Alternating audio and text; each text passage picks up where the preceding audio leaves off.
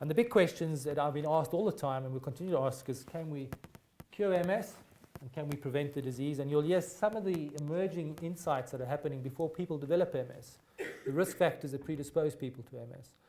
And can we modify those and actually prevent people from developing the disease?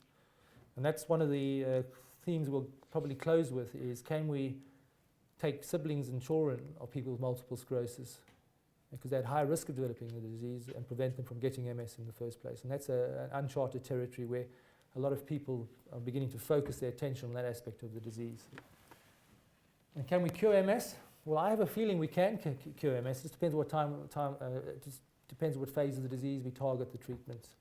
And there's some very exciting therapies, and I won't mention them, that have the potential in some individuals to stop the disease process. And you'll hear about that as well today. So I always put this up is that as a group, we've got a large number of people doing research on multiple sclerosis here. We have people working on basic science and clinical, and we have a whole lot of different phases to our program, with biomarker discovery, therapeutic strategies, clinical outcomes, and we're looking at the cause of MS as well. So what I want you to try and get the message across today is that we try and look at MS holistically, and we try and target our research across a broad range of areas, okay?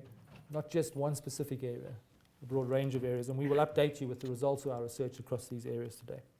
So I'd just like to thank you, and I'd like to start off by thanking the sponsor. These are the people that have, these are the organizations and companies that have sponsored research under our MS umbrella over the last 5 to 10 years. I can't go through them in detail, but there's a large number of people, large number of organizations that have sponsored us. And we wouldn't be here without these people.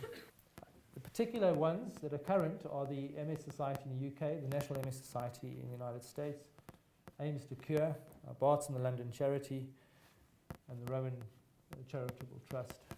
And then today wouldn't have happened. We don't get money to host these events.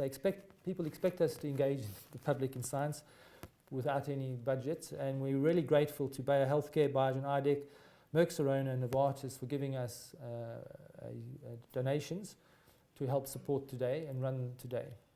As you're probably aware, everything costs money, and today didn't happen without this. We would not have happened without their support, so very grateful to them. And then I'd like to thank Maria personally. She asked, last year she came to me saying that she was bored, she wanted a project, so I said, we'll arrange the research day, and she's done a great job. Thank you, Maria.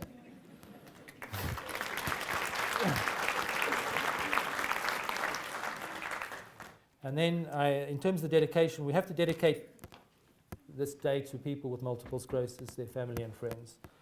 I'm not sure if anybody's ever looked at this particular website. It's faceofms.org. It's run by the National MS Society in the United States.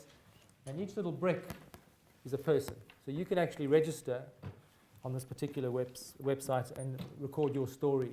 And that's what MS is. We often forget that it's an individual disease with individual people behind that. So if we could dedicate this day to you and your friends and families, and you are the inspiration and reason behind our enterprise, our research enterprise, and I sincerely hope you leave here today more hopeful about the future.